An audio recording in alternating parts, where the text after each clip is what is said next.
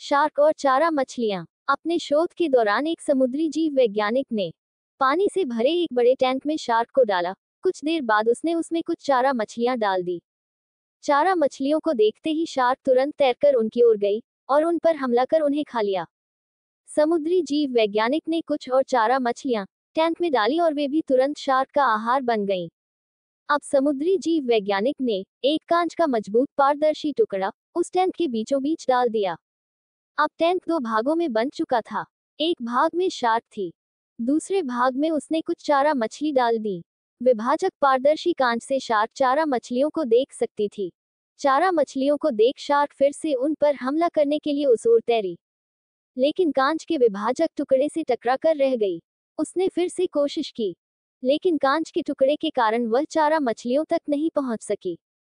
Shark ने दर्जनों बार पूरी आक्रामकता के साथ चारा मछलियों पर हमला करने की कोशिश की, लेकिन बीच में कांच का टुकड़ा आ जाने के कारण वह असफल रही। कई दिनों तक शार्क उन कांच के विभाजक के पार जाने का प्रयास करती रही, लेकिन सफल न हो सकी। अंततः थक हार कर उसने एक दिन हमला करना छोड़ दिया और टैंक के अपने भाग में रहने लगी।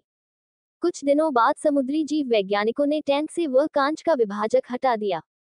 फिर शार्क ने कभी उन चारा मछलियों पर हमला नहीं किया, क्योंकि एक काल्पनिक विभाजक उसके दिमाग में बस चुका था और उसने सोच लिया था कि वह उसे पार नहीं कर सकती। सीख।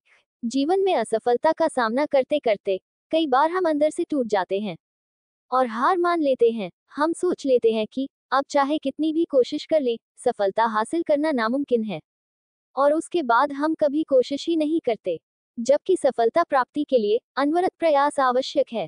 परिस्थितियां बदलती रहती हैं, इसलिए अतीत की असफलता को दिमाग पर हावी न होने दें और पूरी लगन से फिर से मेहनत करें। एक दिन सफलता आपके कदम चूमेगी। धन्यवाद।